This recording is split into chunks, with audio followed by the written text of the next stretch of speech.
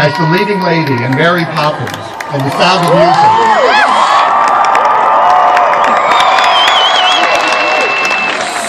Many of us grew up singing the soundtracks to those classics, and for those of you who are younger, your parents undoubtedly taught you the words in your youth.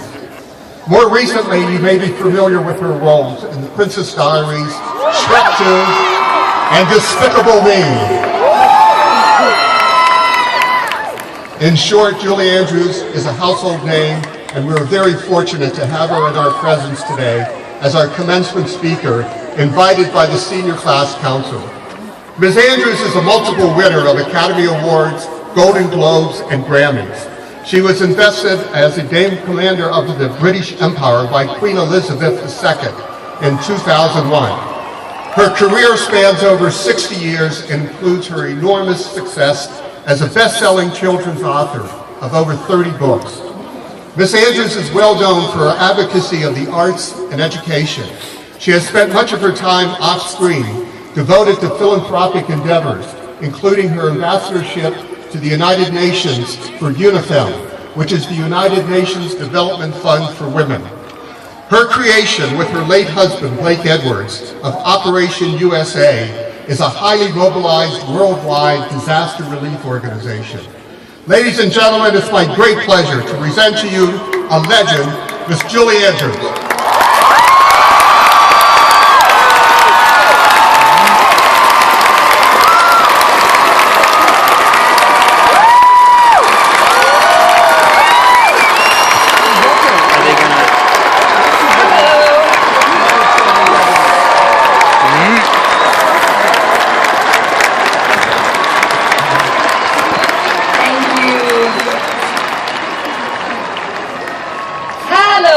Buffalo people, how are you?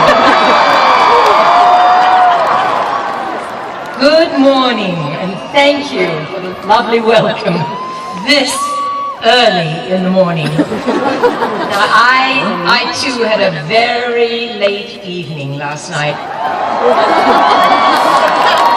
It started out with a lovely dinner on Pearl Street, and even though it was not my 21st birthday, I made my way to the pub to kiss the buffalo. I mean, why not? It could have helped. And then I segued on to the sink on the hill, where I think I may have seen some of you this morning. You have such amazing stamina. I mean, truthfully, how good does a Starbucks latte with an extra shot of espresso sound right now? I am very pleased to be here. It's my first visit to Boulder, and it is truly breathtaking. As I was driving in from the airport, I was just looking at the lovely hills, and honestly, I wanted to step out of the car and walk over to a grassy knoll and, you know what, make my signature turn from the Sound of Music.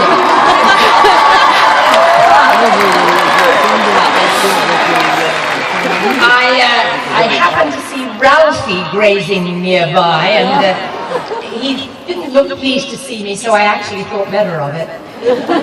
Actually, I think I should be carefully referring to Ralphie. I mean, I should be careful referring to Ralphie as a he, because as I understand it, Ralphie is really a she playing a he, right? Which pleases me no end, I can tell you, because in Victor Victoria, for those of you who have not seen the movie or the musical, I played a character that was a she playing a he who was playing a she. And clearly Ralphie and I can relate. Chancellor Di Stefano, thank you for your lovely introduction. Together with President Bruce Benson, Dean James Williams, our graduation marshal this morning, regents, administrators, educators, and staff of the University of Colorado Boulder, thank you for all that you do.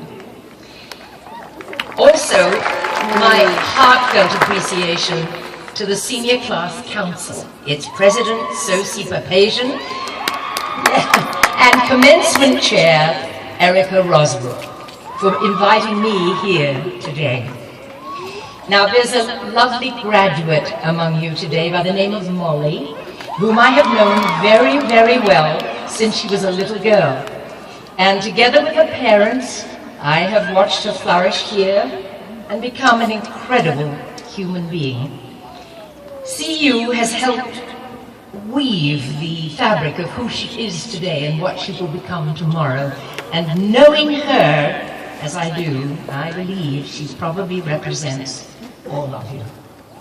To those students who are here today without a parent or parents or missing loved ones due to events beyond their control, please know that everyone here is celebrating and honoring you also, and your accomplishments. As a community, we all salute you. Bravo.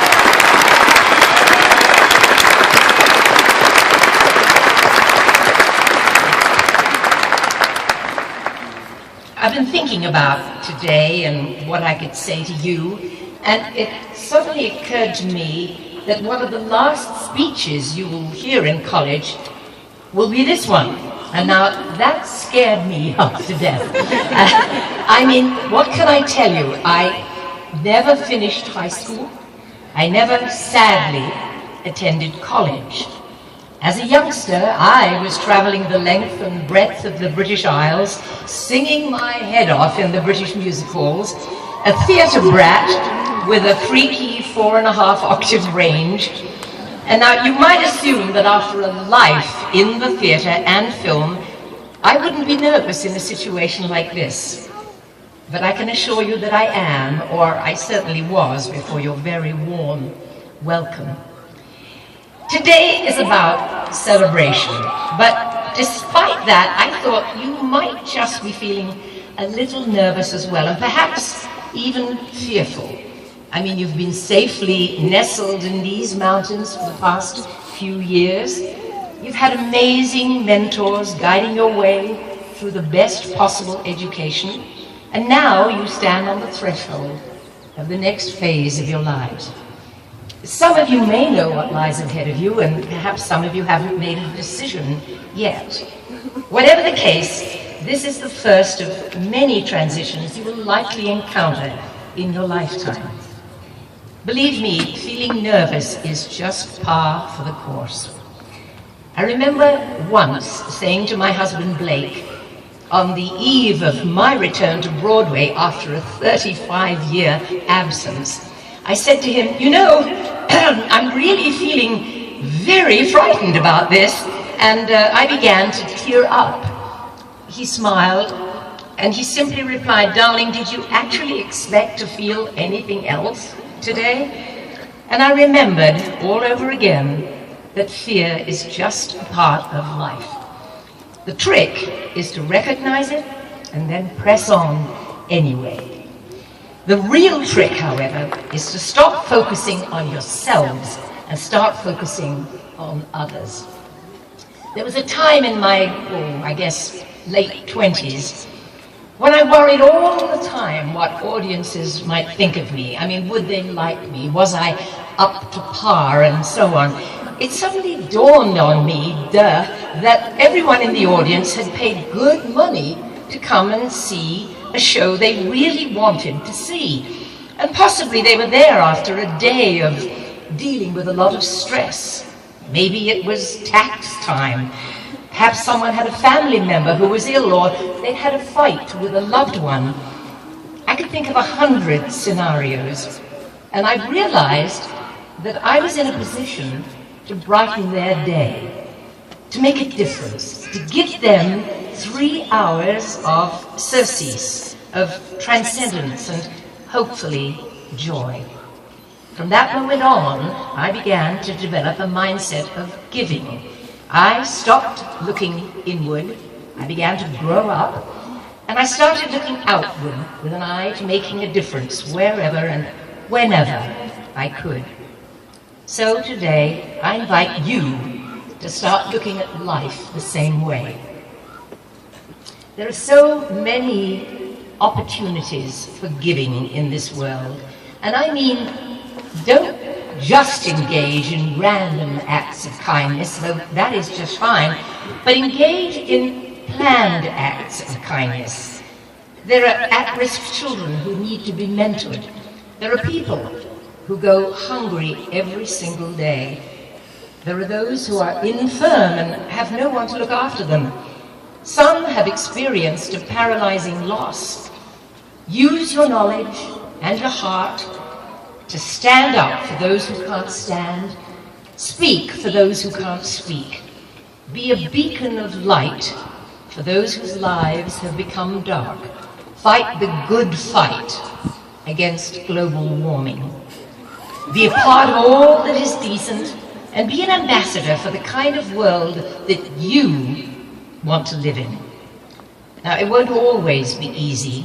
Whatever you embrace, there will be moments of doubt, moments of darkness, moments of adversity.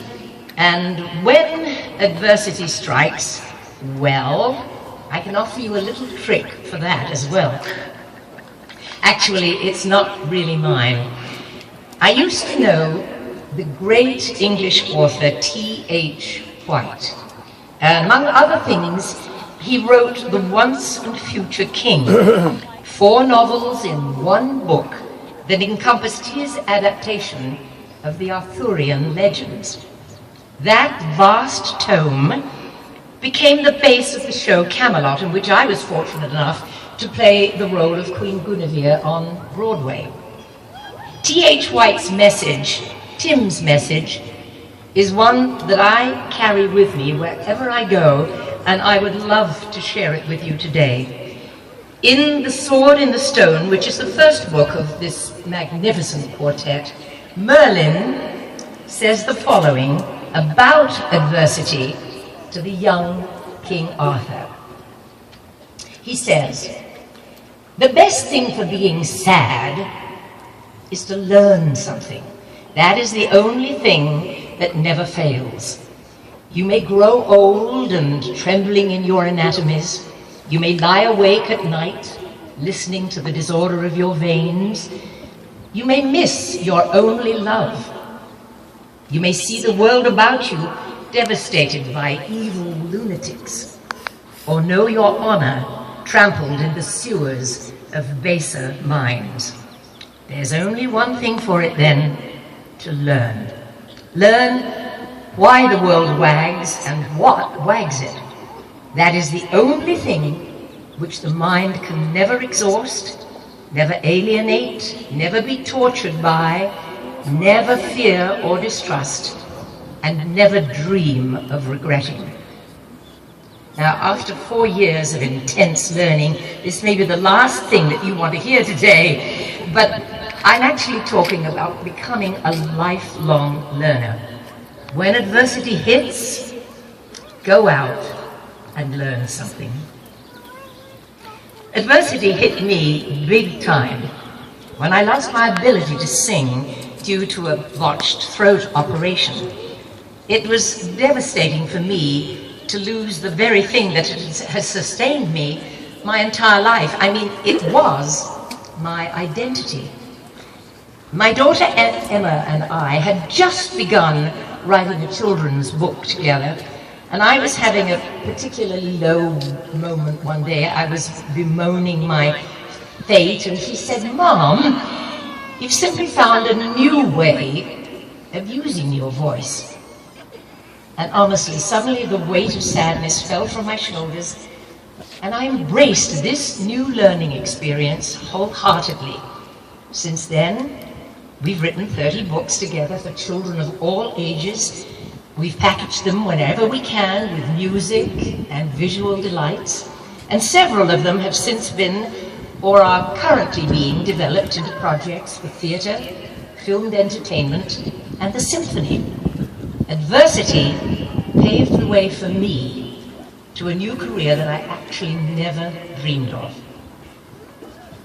Now, that just happens to bring me to the last topic that I'd love to share with you today, the thing I believe will enrich your lives beyond measure forevermore, and that is the arts, and I suspect you know something about that. Some of you will do profound things in the fields of science or medicine, some in the area of law or philosophy or government service, others in the area of technology or engineering. And hopefully some of you will be in the arts, that wonderful sandbox that I've had the joy and opportunity to play in most of my life.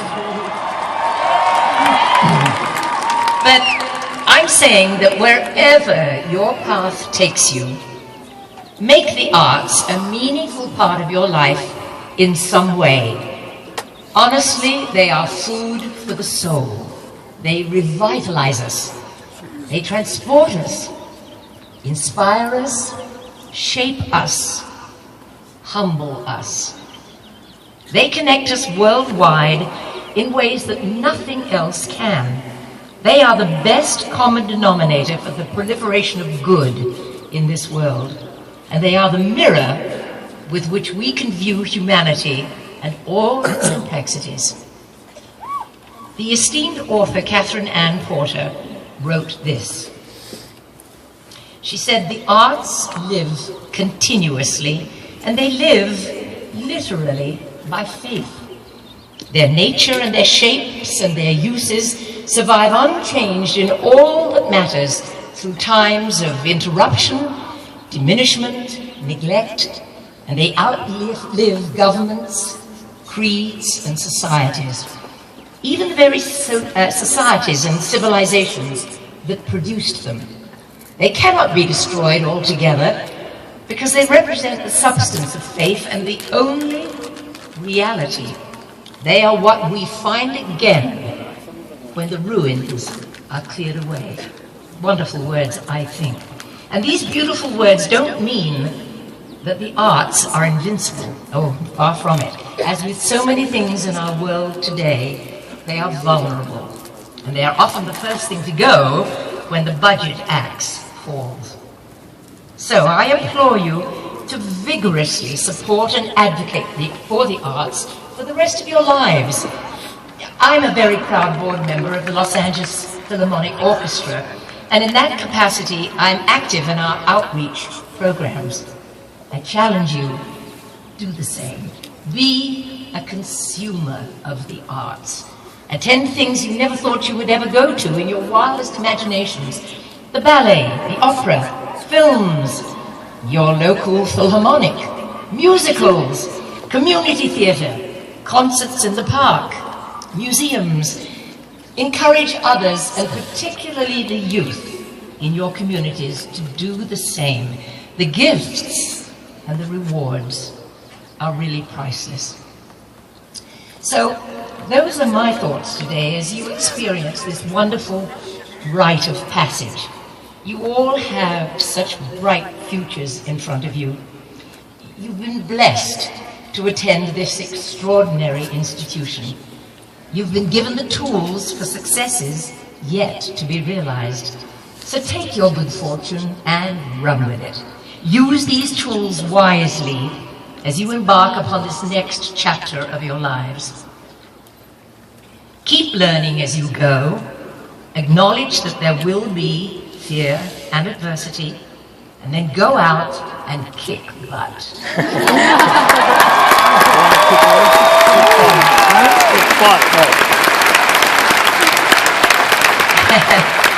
And make the arts a part of your life. Tell the truth, be present for and compassionate toward others, live lightly on this earth, and give generously. Remember that we are all citizens of this world. There is awesome power in accountability. Leave everything you do, every place you go, everything you touch, a little better for your having been there. And above all, as has been mentioned, keep your integrity. In this way, you will demonstrate you can be trusted, You're ready for stewardship, and the world will respond in kind. So congratulations, dear students. These hills today are truly alive with the graduating class of 2013. Bravo.